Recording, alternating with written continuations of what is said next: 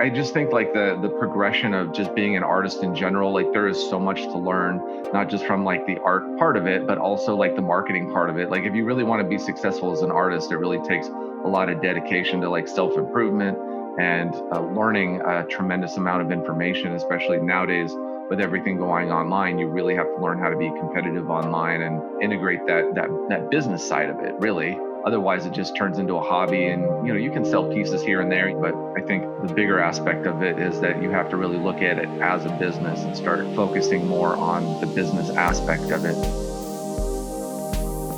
You're listening to Ecomonics, a Debutify podcast, your resource for one-of-a-kind insights into the world of e-commerce and business in the modern age. This is Joseph. I'll be presenting a wealth of industry knowledge from interviews with successful business people and our own state-of-the-art research. Your time is valuable, so let's go. Aaron Cox, it is good to have you here on Ecomonics. I just asked you right before I turned on recording what time, where you live, and you say Los Angeles. So that means it is 10 to 9, 9 to 8, 8 to 7. It's 7 a.m. for you right now, isn't it? Correct. Oh man, okay. Thank you. I don't know if you're like a morning person or an evening person or a night owl, but like for me, anything before 8 a.m. is a complete and utter wild card. Right. Yeah. I mean, sometimes it just depends kind of what day of the week, but usually I'm not really a morning person. But I just with getting more and more heavily into business, it kind of forces you to work those early morning hours anyway. So. Yeah, that's true. Yeah, that sunlight makes a great deal of difference just in energizing the person. So yeah, I appreciate it. I'm slowly working my way towards like the 8 a.m. threshold, and yeah, it's a whole other thing, but that's not what we're here today. So, Aaron, tell us what you do. Tell us what you're up to. So like currently I have a couple different things going, but I've been focusing kind of heavily more on something that's more passion based, and that is my art channel that I have on YouTube. And so I've been basically putting a lot of more, just more time and energy into helping artists succeed online, and just offering everything from like how to sell their artwork to just different tutorials. I was really focusing heavily on just more of like how to sell art online, but sort of as I've been progressing with the channel, I've wanted to focus also on just more of the fun aspect of it and some of the background, like my art background and like just different things with Photoshop. And um, so years ago, I think like when YouTube was first starting out, I started doing YouTube tutorials for Photoshop and, how to do all these different Photoshop techniques and stuff. And so I did that for about a year and a half, and then just kind of got burned out with editing video and things. And so I kind of let uh, that business kind of go away. But I kind of wish I would have stuck with it because I actually really love doing that type of stuff. But aside from that, I also do affiliate marketing as well, and basically do a lot of like online commerce and things. But as of right now, currently, my two focuses are just the art business and then also my affiliate marketing as well. One thing I wanted to ask you about before we unravel your different platforms is because you mentioned that you had burnt out on it, and I think some of this might be a stereotypical artist thing, but my guess is I didn't like go and like sit and listen or watch too much of your videos. I only have so much time to do prep, but I get the feeling that you were very meticulous about it, and you really wanted each video to pop and to have a great deal of care and nuance to it, which would probably lead to a more likely burnout than I guess if somebody had a more like methodical like business approach to it, where they knew the formula, they stuck to it, and they just went through video after video. Right. Yeah. And I think that's the thing. It's like, I think I've always been very detail oriented, and I'm always trying to put like the most amount of information. So that's like one thing. It's hard for me to like just make short videos. There's people out there that just really do videos for entertainment purposes, and they just let things flow, and maybe they do have a formula. I do try to do a little bit of prep beforehand, but a lot of it is just inspiration on the fly, and maybe that's not really the best way to do it. I don't do a lot of planning with my YouTube channel. I literally just, as I come up with inspiration, I'll like just basically just make a video. On maybe I'm browsing other videos and I see something that inspires me, or I come across a piece of art or a special technique, or read an email or something like that, and so I'll just hop on, throw my camera on, get everything ready, and make a video. So again, it's more of a passion thing. So I just do it as it comes. Mhm. Right. So I'm deciding where do I want to take this next, and what I want to ask you next is about your history, because I know that you had grown up and your family was supportive of your art background, and Hmm. there I guess there's always that tension between being able to make a living off of it versus pursuing something that really fulfills you. So and the reason why I want to ask you about this is because we know we do have a lot of creative minded people on the show, but it being a business podcast, the artists are not as represented as much as other mediums or other pillars or other professions. So, would you be willing to tell us your background and kind of like your development over the years as an artist? Yeah. So, I mean, of course, I think like when we're all young and starting out, we don't really know what direction we're going to take. Like, I think for a lot of years, I was just drawing and doing different techniques. Like, I got into graphic design pretty early on as well, and so I mean, I just started doing little side projects here and there.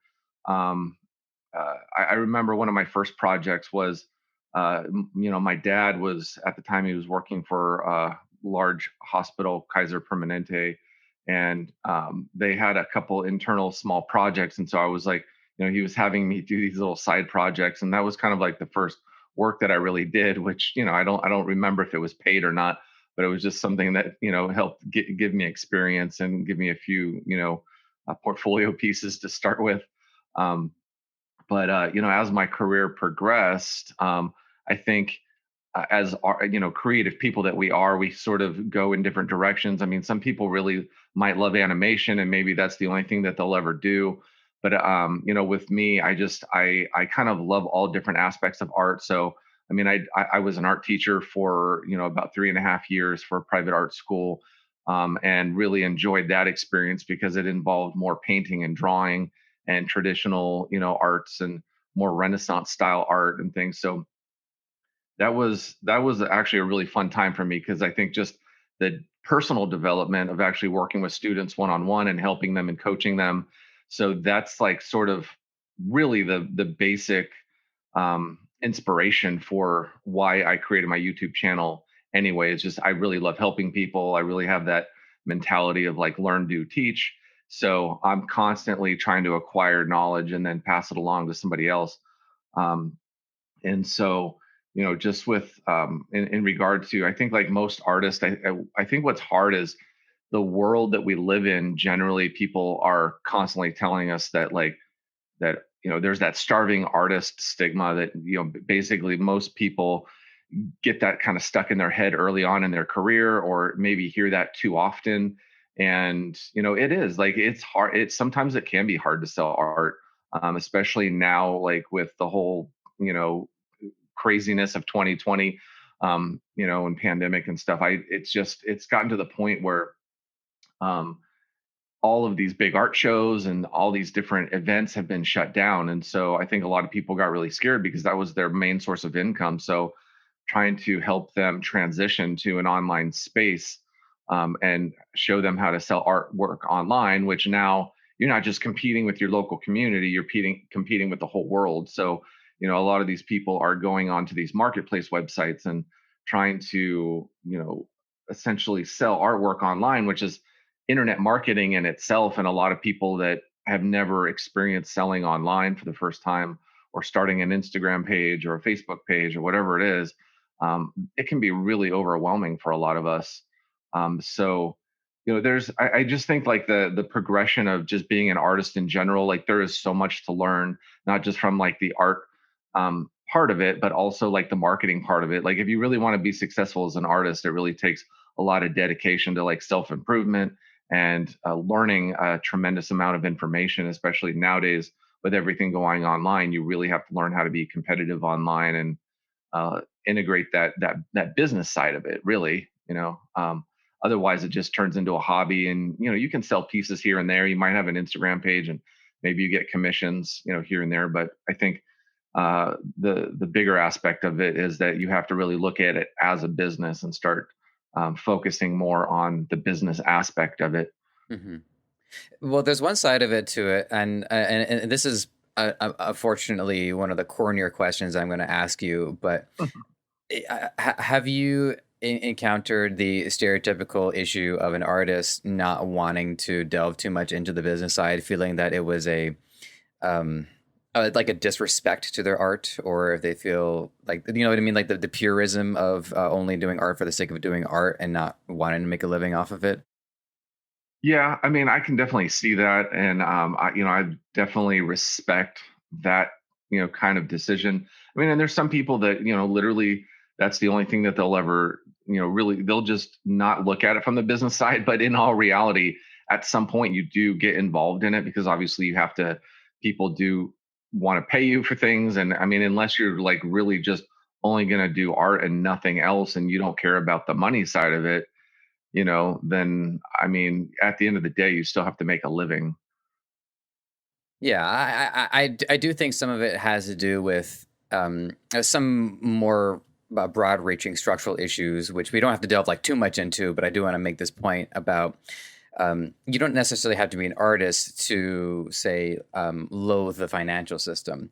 And so whether somebody is passionate about taking care of animals, or they are passionate about art, or even if they are more technically minded, if they don't believe in the system, or if they don't even believe in the concept of earning a living, then that can be a limiting factor. And so that's a difficult thing to overcome. Is that it's not to say that the system is perfect. By no means is it perfect, but it is the best that we've come up with so far, so that people can make a living by providing value to others. Right. Yeah, and honestly, I think at the end of the day, it's more of just a mindset thing. I think with any creative passion or just any passion in general, as long as you have those goals in mind where you are only looking to help others, then at the end of the day, you that's that's the goal, is to help others or to fulfill whatever it is that you have internally that you want to, your own goals and your own life that you want to, fulfill.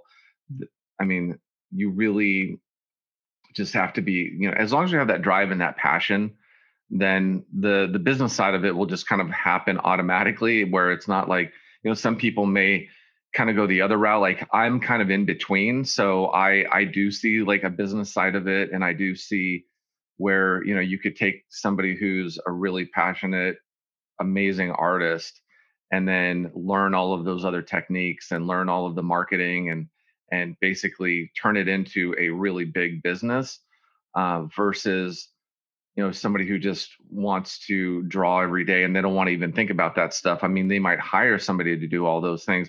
And I mean, that's what really, like, as a business owner or anybody should really be doing anyway. And that's what, like, even with like e-commerce and some of the other topics of what you guys are doing, um, you have to somehow figure out how to put yourself outside of all those things, because obviously, you really have to focus on your business at the end of the day. You can't be working in your business all the time.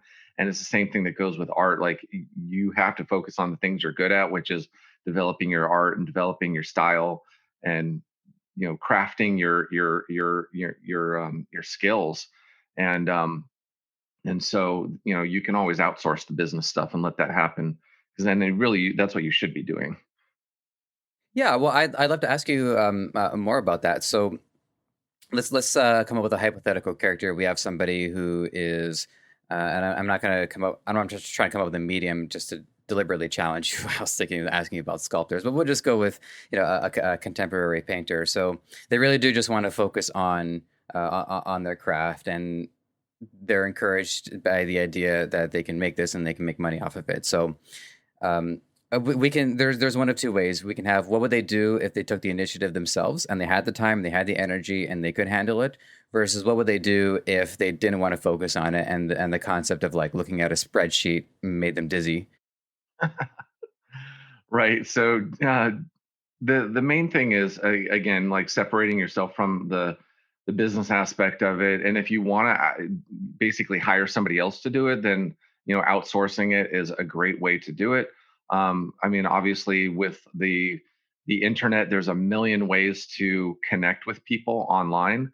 So, with all these different gig sites, and whether it's Upwork or Fiverr or Craigslist or whatever it happens to be, there's a million different platforms out there that you can look up on Google and find somebody to do marketing work. That's one of the things that I sort of offer with my own business is I try to at least encourage people to try it themselves first. And then if they feel like, okay, like this is not something that I want to do, then, I try to offer that service for them because I do have a background in that as well. Like that's one of my passions. I'm actually um, in the middle of actually probably going back to school to do more techniques in marketing and learning more marketing just because I have such a passion about it and I want to learn more about it anyway. Um, I have a so podcast I can recommend to you. okay. But yeah, so it's just super fun, and if somebody wants to tackle it themselves, yeah, again, there's going to be a learning curve. There are going to be things that are going to be a hurdle for a period of time. There's a lot of things that I've learned that I've come to realize that yeah, it's like yeah, this can be like super overwhelming, but again, if you want to turn it into a business and you want to do it yourself, um, then you are going to have to do the work, just like with anything. I mean, just with even artists, whether it's painting, drawing, sculpting, whatever, you have to do the work. I mean, some people are talented, some people can learn faster than others, and some people can, I mean, I know like myself early on, I was just really good at drawing. I really love drawing. But I wasn't a professional. I wasn't, I mean, I just loved doing it and I was good at it. But again, I had to put in the work, I had to put in the practice. And that just, it goes with anything. You really have to just learn those new skills. And I mean, thankfully, again, we're in a digital age where you can hop on YouTube, you can hop on Twitch, you can hop on, whatever video platform there is, and you could pretty much learn just about anything you need. And a majority of what I've been doing with my own business, has been a lot from that. But I read a lot, I buy a lot of books. And I'm just constantly soaking up information. And that's been like that's been a harder thing for me is because I spend more time probably soaking up information than I do putting out content. So Right. and again, that's all for the goal of like trying to create better content and better information for anybody that I'm working with as well. Especially if I do help them with marketing, I want to make sure that I give them accurate and up to date information. Yeah, I mean, I can't express enough fortune for being able to host this content, and so I kind of feel where you're coming from. Is that like so much information comes in, and I'm absorbing so much of it that like there's only so much fluid that I can fill into the bucket before it overflows, Right. and then I need to get them Well, out. and I think that's what sort of happens a lot too with artists in general. Like for us, and I know it was really hard for me in the beginning too, is like making that transition into like more of like a business side of it. I know when, I mean, that honestly, like for, if you go on any Facebook group or any, discussion board where there's artists hanging out, like the biggest question is like, how much do I charge my clients? How much is my painting worth? It's always this struggle because it's like, how do how do you put a value on your own work? It's like, yeah, I think this is worth $1 million because I spent 800 hours doing this painting. But at the end of the day, like, what's realistic? And it's sad in a way because you can go and buy digital artwork for really cheap. I mean, you can go down the store, like you go to like Marshalls or Walmart or wherever, and they've you can buy like framed canvases with all kinds of artwork for super cheap. And it's the world is competitive, but I think it's really just about finding the right channels too, is getting exposed on the right channels. Yeah. So there's I just want to lay out it real quick. So there's a couple of points I want to make there in response. And I do want to get back to the art towards the final act of this episode, but I also want to make sure that we explore your other pillars as well. So the points that I want to make is that, like, when I hear of, say, somebody going to a Winners or a Marshalls or a Walmart and they pick up framed art, it doesn't it doesn't drive me crazy, and the reason why is because I would rather them have something to begin developing their taste. Kind of like if somebody is really into burgers, McDonald's is a great place to start, and people might say, well, you know what, I'm going to try other burgers, this is really good. So, like, you do need some sort of funneling system to get people to be open to the idea of, like, having art on their wall. And then if they are had the proclivity to develop a taste, at least then the seed has been planted. So that just helps me sleep at night when I think about kind of like the mainstream appeal versus Right. the more specific niches. Right. And yeah, I mean, I think that's like the crossover between when artists they're struggling to sell artwork online and they don't realize why, and there's a big marketing aspect behind it. There's a lot of programs out there online right now that help people learn how to sell art, and that's the main thing that they preach is like it's all about the marketing. It's not about how good it is or how. I mean, there's people that they can do a few brush strokes or a more of a abstract type of piece and sell it for a lot of money, and it just at the end of the day it comes down to the marketing aspect of it and the brand and who it is that painted it, how well you're known in the art community, and who's willing to pay that amount of money. Hmm. By the way, completely sidebar, but did you ever see Art Attack? uh it sounds familiar. I might have. It's probably been a while, but it Yeah, sounds very TV familiar. series from a much earlier time. It must have been like 25 years since I've seen it, Right, but yeah, I was gonna say, like, it sounds yeah. familiar, but I don't recall it off the top of He, my head. well, he was known for doing these massive images, I guess, where he would get like random objects, be it coats or blankets, go out to a field and make like a massive picture. So he was like a super talented guy. But yeah. Anyways, it was just great because that was one of those programs that try to get people interested in art from an early age. I was just curious. So I'll let that go. So I had one thing that stuck out to me. Just we were talking about outsourcing. So I'm going to ask that, and then we'll shift gears. So what stuck out to me is you're saying that an artist has the option to outsource to so that they can focus on their work, on their craft, as many of them should.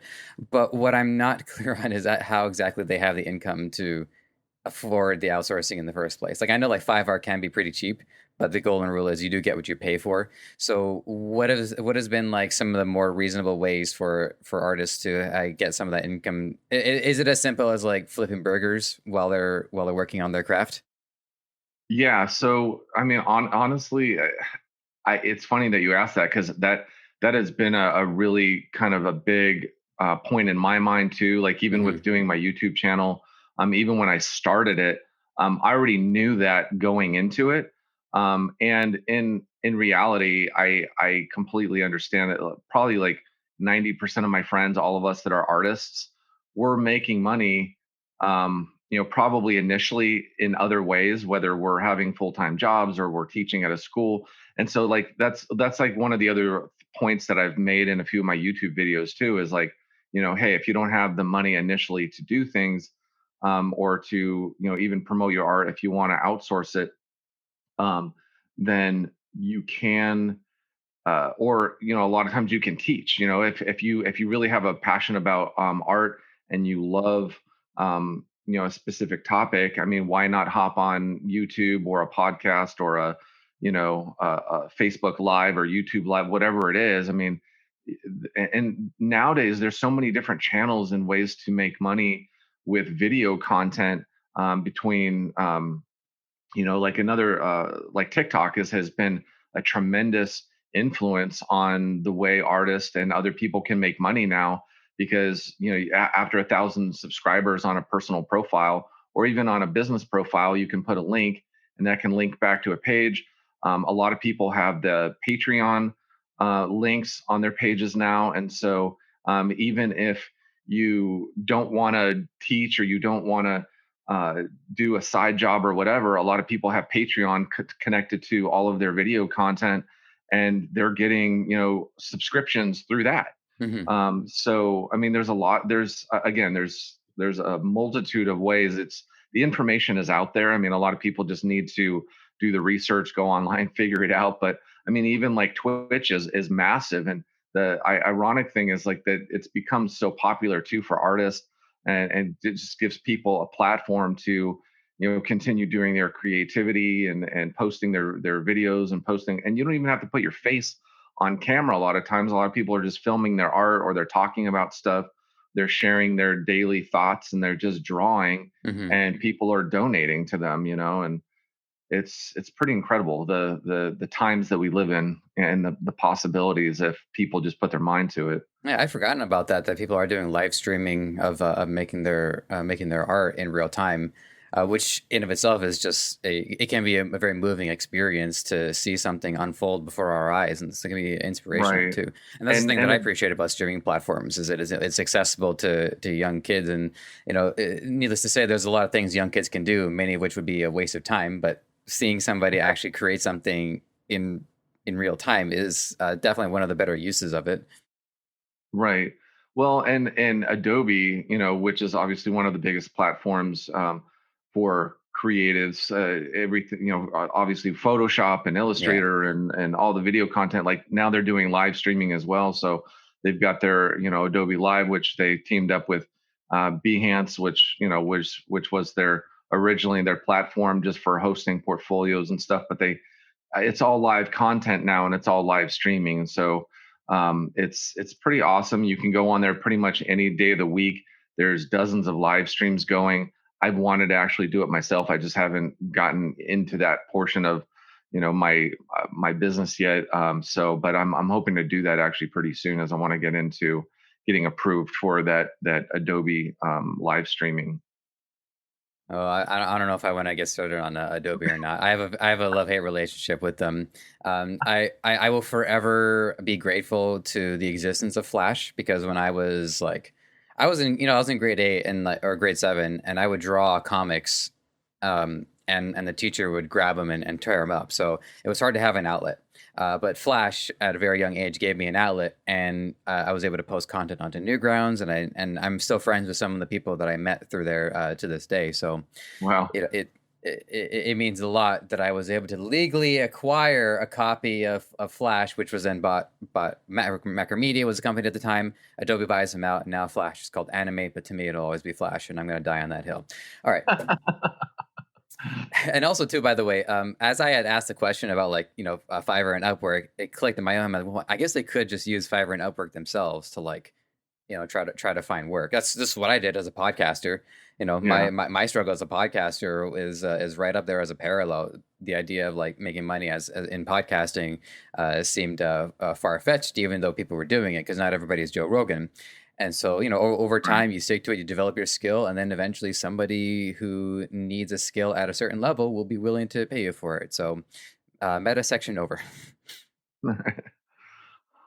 Now, like I said, I wanted to make sure that we got the other aspects of what you're up to. So you did mention earlier, you're also doing affiliate marketing. So we have talked about affiliate marketing before. I think we've had like two significant episodes that delved into it, Paul Motley and Hassan Anbar.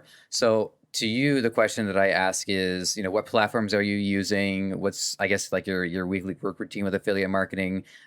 Would you say it's a primary focus, a secondary focus, tertiary, quaternary? I made that last one up. Yeah. Yeah, I mean, for me it's just more of a secondary type of thing, because I'm kind of balancing things with my passion plus, my business. So I also do, some local marketing, and just more of like an agency style work. But I also do a lot of graphic design and photography and creative services for people. Um, but No worries. Take a I'm second. sorry. I just totally blanked. Just repeat the question again. I mean, it was more of like a general question, just like what you're up to with affiliate marketing, like what Oh platforms yeah, you're yeah, yeah. using in So specific. yeah, so with the affiliate marketing, I mean, I've just tried to tie it into my business, where I I'm trying to kind of just build up, and again, it's kind of the combination of being an artist, making money, And having a thriving business, obviously, like the reoccurring money is really important, because artists, like, we might do one job and then it pays the bills for a couple weeks, and then we have to do something else. So with affiliate marketing tied into everything that you're doing is super helpful, just because it's like Patreon, where you have those monthly subscriptions. um, and so and honestly, like, I just, because I do so much studying with marketing, and I'm always trying to help people learn how to make money online in other ways.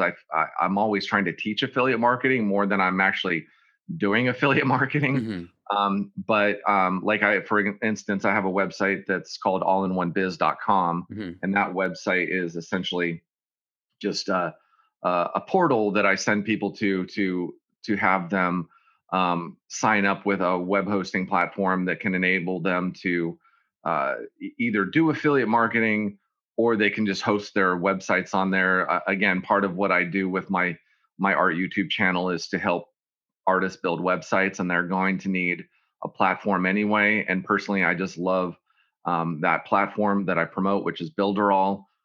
It's a great platform that it's pretty much has every single tool you would ever need to like market your business. Um, so I again, I use it more for helping people and giving them an option that I feel is one of the best tools out there. So again, Builderall is just, it's just a tool that it has like 40 plus marketing tools, and there's everything from social media marketing to website builders that are drag and drop. So everything is just like super user friendly, and it's like one of the first platforms that I found where it's not like you go to like a big company like Bluehost, which is pretty common in the hosting world, and then it's like, okay, now I have to set up my website, and then yes, they have like a install for WordPress, but like then like you install a WordPress template, and then you have to try to figure out all these different plugins, and like at the end of the day, like you still, like, there's a lot of things that you have to learn. And then you have to go to other places, like then you have to get your email marketing in a different place, like you might get an autoresponder or something to host your email marketing. And then you might have to go to get another tool that automates some of your social media, and like all of that like starts to really build up, and it gets expensive, especially for artists who maybe are just starting out or learning how to sell their artwork online. Like they're not going to go invest in like $100 tool, or $300 worth of marketing tools. And so that's what I liked about Builderall, is like they have these different plans where it's like you can pay $29 a month, or you can pay $69 a month. Like it just really depends. But it's a really good solution, because again, it's all these drag and drop, very easy to use tools. Yes, there's a small learning curve, but it's much smaller than just going and getting traditional hosting and not knowing really what to do and trying to figure out how to connect a domain to your website. So, again, it's just like all those like technical hurdles that I think like any brand new business person, or an artist or somebody has to try to figure out. So I just like, and then it comes with tons of training. Like their whole system is supported by thousands of people. They have a massive community. It's not like most of these web hosting platforms, they don't have massive communities built around them. I mean, there might be people on YouTube posting videos and stuff, but there's actually a tremendous amount of people that are either in Facebook groups or on YouTube, or just across every platform you can imagine, that are supporting how to work with Builderall, and how to do websites, and how to do sales funnels, and how to sell online, or how to do affiliate marketing. And so I do point people that direction, because to me it's one of the best tools that I've ever seen, and it's very affordable. That's the thing. It's the most affordable thing I've seen. And yeah, there are other things out there, but I just feel like they're just not as robust, and they don't have the community around them that this does. Hmm. Now, one thing that I'm wondering, as you're describing this, now, is Builderall made specifically for the art business, or is it just you were just able to successfully, like, okay, the word I picked was co-opted, but that word has a history to it. But have you been just you like you curated it so that you figured out how it could be effective for people in the art community and art business? Right. Yeah, it's not natively like designed Okay. for artists at all. It's just, again, it has the drag and drop website builder that makes it easy, especially for non-technical people. And really anybody who just wants to get started for the first time. I think that that's probably it's one of the easiest tools that I've ever seen to use, and that's why I promote it. Is just because Hmm. in my working with so many different artists and friends of mine, and just even having discussions with people in Facebook groups, there's I just feel like in general most of us artists are like not computer technical. Hmm. And a lot of the artists that I do work with, or that just tend to, and maybe it's just the ones that are attracted to me and my business, I don't know, but a lot of them tend to be an older demographic that maybe not so tech savvy, or not, haven't been using computers their entire life like a lot of the, younger generation has been. So, for somebody that I would say is 55 and up to like hop on a computer for the first time and start trying to like figure out a website or figure out Right. social media, it is hard, and it is challenging. I mean, I'm learning new stuff every day. I'm discovering new platforms every day. It's if it's hard for me to keep up, then somebody who's just jumping on for the first time, I can only imagine how challenging that is. Yeah, like I'm 31 right now, and I'm not pathological, but so far I have 17 silver hairs in my head, and I do have to like, I still have enough fluidity that I can observe what are new things are happening. Like before we started recording, I was asking you if you knew about NFTs, but at a certain point, even if I can still get it, I just have to wash my hands of it and say I cannot get into everything, even everything that could be beneficial to me. I think that's one of the struggles with each generation is that like the further back the generation is, I think the more set in the ways they are. And not to delve too much into COVID stuff, but I think the pandemic really like was probably the first time in history that a lot of generations had to confront a lot of significant changes. Um, Hmm. I remember my dad telling me that him and his four siblings were going to have their first Zoom call together, and I said, "Dad, statistically, one of you is going to have an internet connection like, but it absolutely." Now, so Builderall is I got to say, even as one of the things that I'm working on is a print on demand function. It's not for me. It's not primary. I would say it's like a very passionate secondary or a supremely passionate tertiary. I haven't worked it out yet. But the fact that it's like an all-in-one platform does yield a lot of benefits. Now, mind you, this is also Shopify country, and I do have the luxury of having a Shopify theme freely accessible. So I do have to kind of like weigh the costs and benefits of it. So the other part of it that I wanted to just get like the distinction between the two is where all in one biz fits into this relative to Builderall, because you're promoting Builderall. Is there like a cross pollination between what both services offer, or what exactly is all in one biz distinctively for you? It's so again, it's just the place where I point people to essentially go to sign up for Builderall as Okay. an affiliate. So, again, like it's just another it's a way that I essentially get people into signing up. So like even when I'm doing my coaching and stuff, and if I say, hey, if you need a website, you want to get something going, go to this website and get signed up. Okay, I mean, they okay. can go directly. Yeah. Yeah, I just needed like the yeah. click on It's that. just my Just one last piece refer. in the puzzle. Yeah. Right. It's just my referral link, and it's just a way to. And I also, the only reason I created that too is because, like I said, I do a lot of like local marketing as well.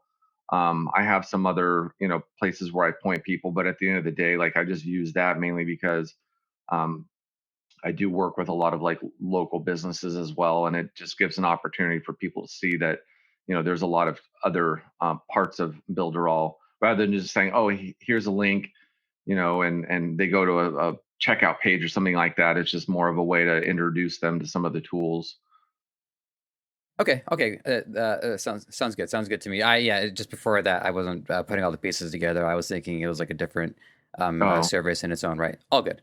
all right. Yeah. So one of the things I did check out some of your YouTube content, and so prior to my conversation with you, I spoke to Rightus Purin's. This was last week about because they have I think And I'm pretty sure I can say this with confidence, not that that sounded like I was saying with confidence, but they're like the biggest print on demand company right now.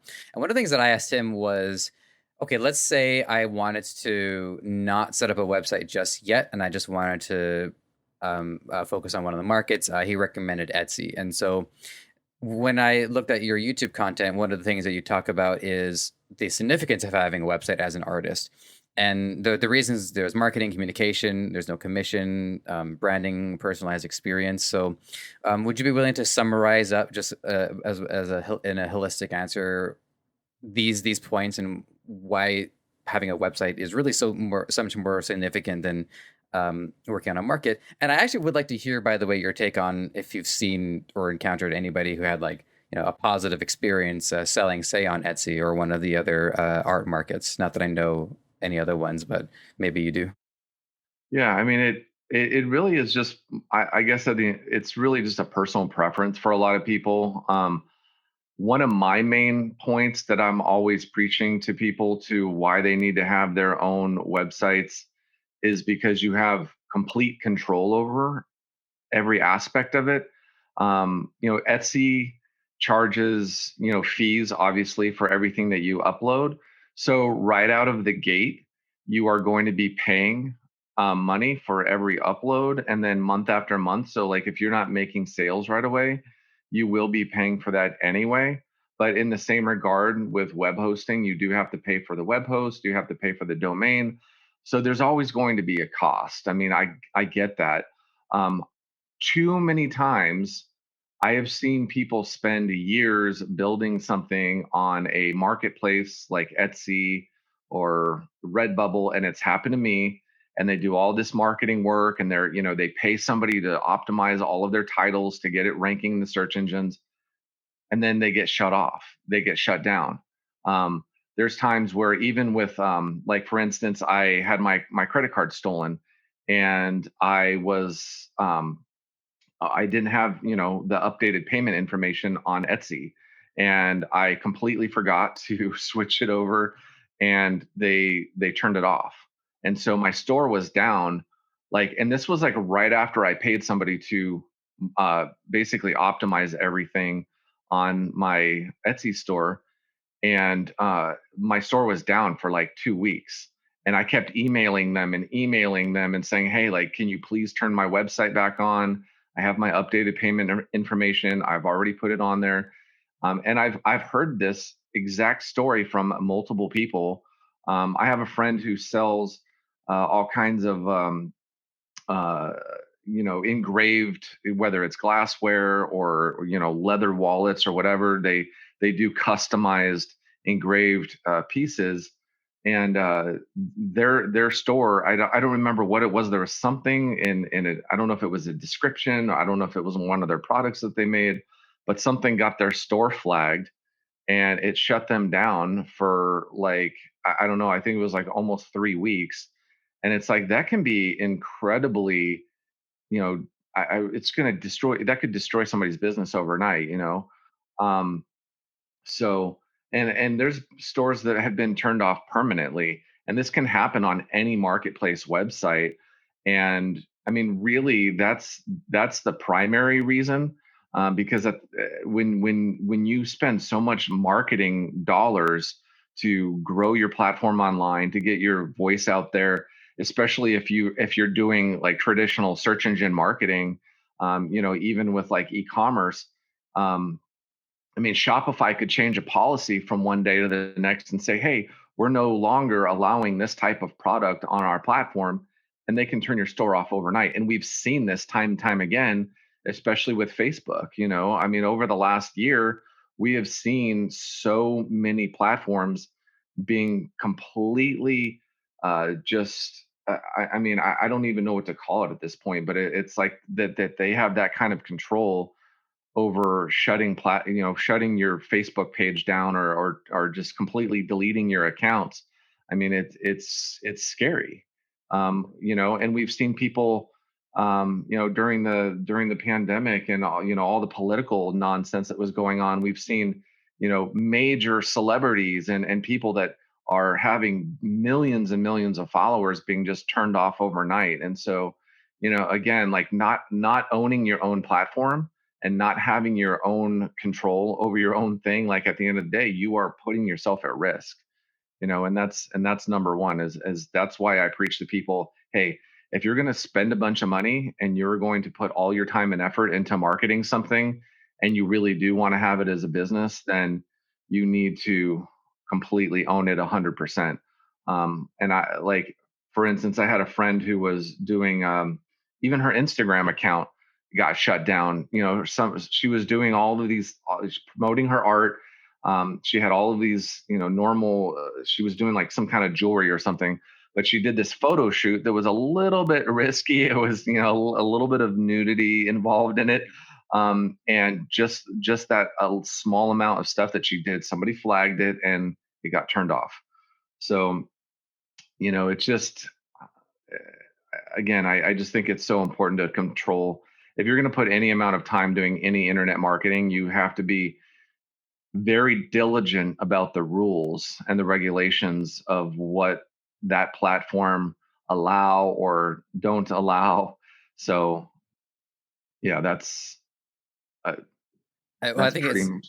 yeah, I think it's an illuminating point, and I was born and raised on the internet, and I've seen plenty of examples, and I would say that actually, mm, most of the examples I think of off the top of my head, none of which I'm going to say out loud because they're all cans of exploding worms. But there's some pretty prominent figures that were taken down from either Shopify, or they said something inappropriate on YouTube and they were taken down.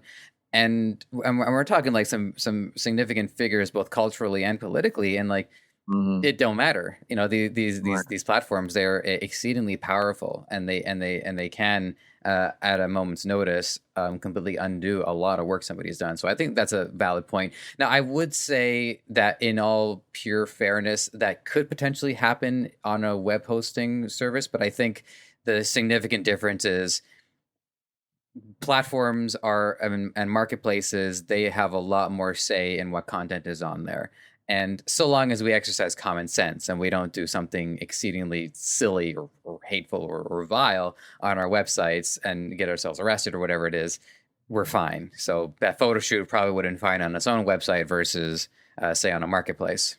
Right. Well, and the other thing, just to kind of speak to one of the other points on your initial question, is that I feel like also places like these large marketplaces, like when you sign up to Etsy, um, you're not just seeing the you're not just seeing that one store content. I mean, the minute you go on their website, you're getting led away to other things. You start getting newsletters regarding other, maybe other things that you clicked on. If you clicked on, or you did a search for, cat photos, or whatever it happens to be, on Etsy, you're going to start getting emails with those searches. So their algorithms aren't designed to sell that one person's artwork or their product. They're designed to sell you, as much stuff as possible. Hmm. And so again, I feel like those that's one of the other things, is like, I feel like for artists, it kind of dilutes the whole idea of like building up a brand and trying to be recognized and trying to get people to follow you, because you don't always, and some of the platforms, like especially like Amazon with like print on demand, you don't necessarily collect that customer's information. You're not getting their Hmm. email address, Right. not getting those important marketing points of data collection, that in order to, continue to market to those people.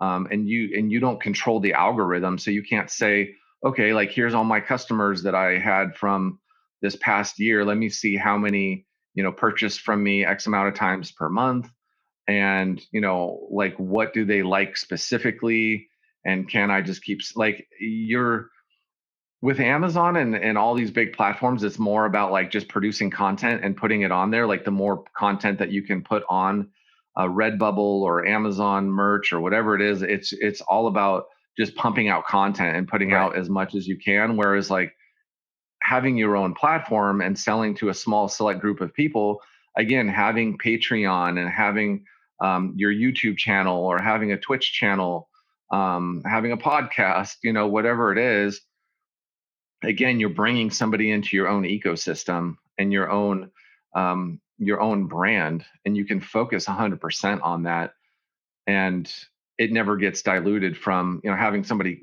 click away to some other thing. Or, it's like YouTube. It's so challenging at times just to build a YouTube channel, because again, their algorithm is designed to feed as much content as possible based on what they think that you like, Yeah. and to get those extra clicks. And so they're going to show you 100 different videos of, different things that are related content. And that's where, as an artist, it's hard sometimes to build up that brand and that ecosystem of customers that are just dedicated to you and your craft. So That's fantastic. I have to say that is a very convincing and compelling case for why it's really important to, at the very, above all else, have a home base and have something that we're in full control of. I myself, I still wouldn't rule out markets, but I think my main takeaway is like they're not the centralized. They're not home right. based. They're not HUD. They're frontiers. They're battlefields. They're places where you can take a chance and, if you can do the cost benefit analysis, and if the losses aren't too bad, and there's more gains than there's losses,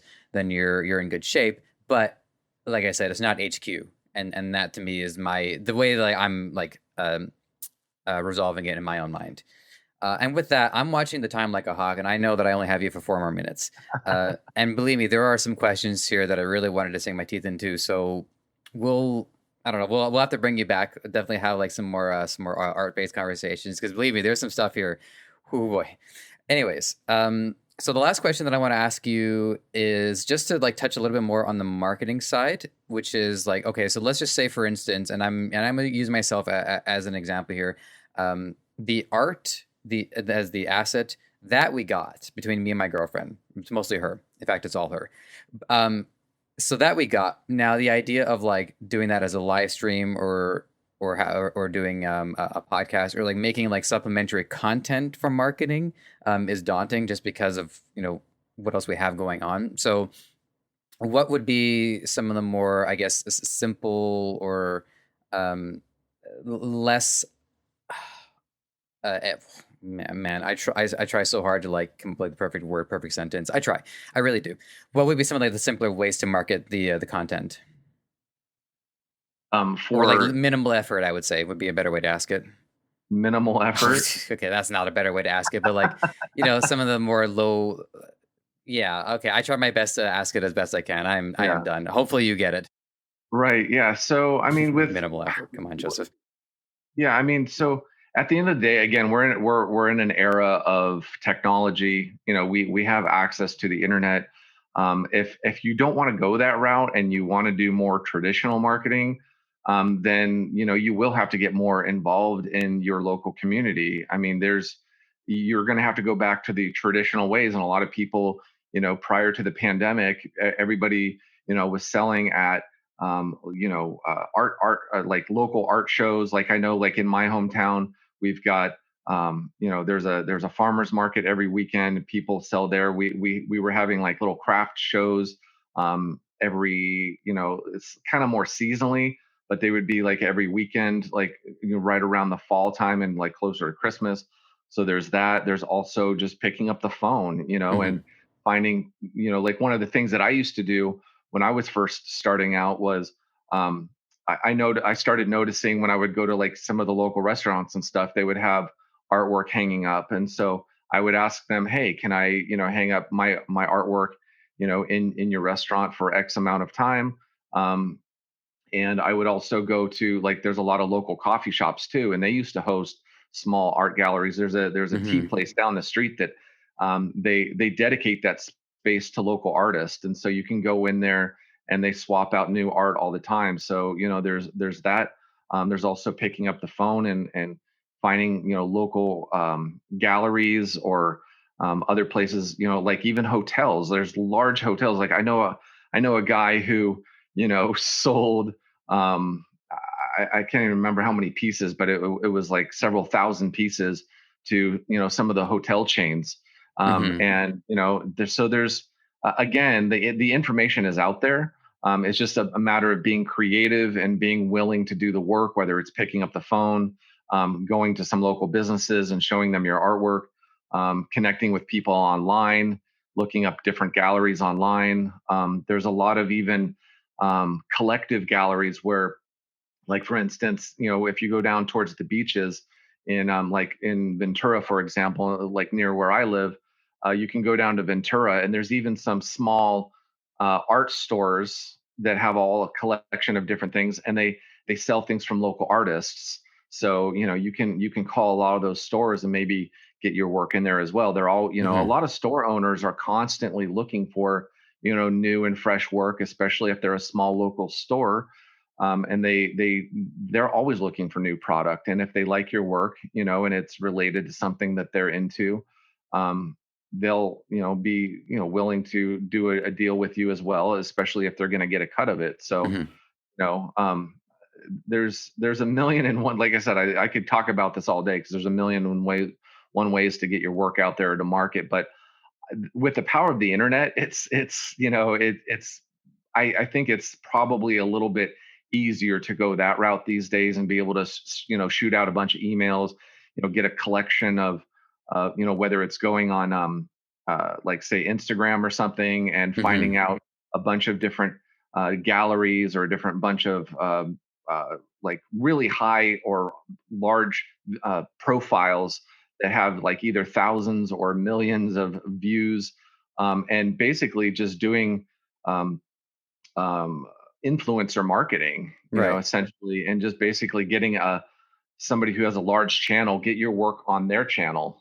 So, and that's another way that you can do it. So if you don't want to spend a lot of time developing extra content, I would say focus on influencer marketing and trying to get your content in front of other people on larger channels. Just like if somebody has a really well YouTube channel, maybe email them until you can get a link on some of their videos or get a link on their newsletter or something. Hmm. So that's another big technique. There's and like you say, there's plenty more where that came from. So Yeah. with that, usually like the final question is if you have any parting words of wisdom, feel free to share them. But you've given us plenty, so you get a pass unless you want to. I'll give you the option to. I'll give you the choice. Yeah. But Well, the one that I do want to. Sorry, oh, let me just also just so you know, the other side of it too is to let the audience know where they can find you and they can learn more about this. yeah. So I have my website, artwithaaron.com, and I do have a free book on there for download that just gives you the introduction, especially to some of the stuff that we just talked about. It introduces to selling on the marketplaces. And essentially, it's just a good starting point if you're brand new and you don't know what to do. I would say just download it. It's free, and it's just a way to get introduced to selling artwork online. And I'm trying to make as much content as possible. I'm actually working on a new project right now to even better help artists, build their websites and build their brands and get everything set up. But that's still in the works. So as soon as I'm done with that, I'm hoping to, give that first to my subscribers. And that's, I think it's going to be really powerful because it basically automates, and it takes even more technical, that technical hump that we have to get over. It's going to get rid of that and basically help people really automate their own art businesses as well. So I'm really hoping to get that out in the next month or so. Okay. Well, you'll be happy to know that our content is usually released 2 months after we do the recording. Oh, So okay. if you're all good to go, you can send us the link, and we'll be able to put it in the episode. Um, Okay. and yeah, doors always open, by the way. So you're more than welcome to come back. Let us know how things are going, and we'll definitely talk more art because it's certainly worth talking about. Yeah. So if you have any final words, I wanted to make sure you had the chance to it. But if not, it's all good. We'll get you on out of here. Yeah. I think that's pretty much it for the most part. I think yeah, I felt pretty good about that. So Okay, terrific. Well, it's been great to have you, and this has definitely been a good learning experience for me as well. So I extend my gratitude to you personally, and to our audience. I am also grateful that all of you are participating in this in your own small way. So don't think I don't appreciate you. So with that, take care, and we'll check in soon. company, which was a sports jewelry brand, and made a healthy profit from that. So I was able to take that money. Hey, this is Joseph from Ecomonics. Just wanted to thank you for being here and for giving this content your time and attention. I hope you learned something. I can say with certainty, I have learned something with every episode that I have done, and I don't see that changing anytime soon. There's a couple things you can do to help us out. If you want to check out the audio content, we are available on all major podcast platform distributors. And while you're there, give us a 5-star review. It helps a lot. And while you're here on YouTube, there's a lot of things you can do to help out as well. It's not going to take very long. Subscribe to the channel, hit the like button for this episode, and hit the notification bell so when we have new content for you, it's going to be at your doorstep ASAP. Lastly, this podcast is created by Debutify, the best Shopify template available. It is 100% free for you to start, and it can change your life. It can make you so much more free than you are right now. So if this episode wasn't enough to convince you, I think a few more might do the trick. So have at it.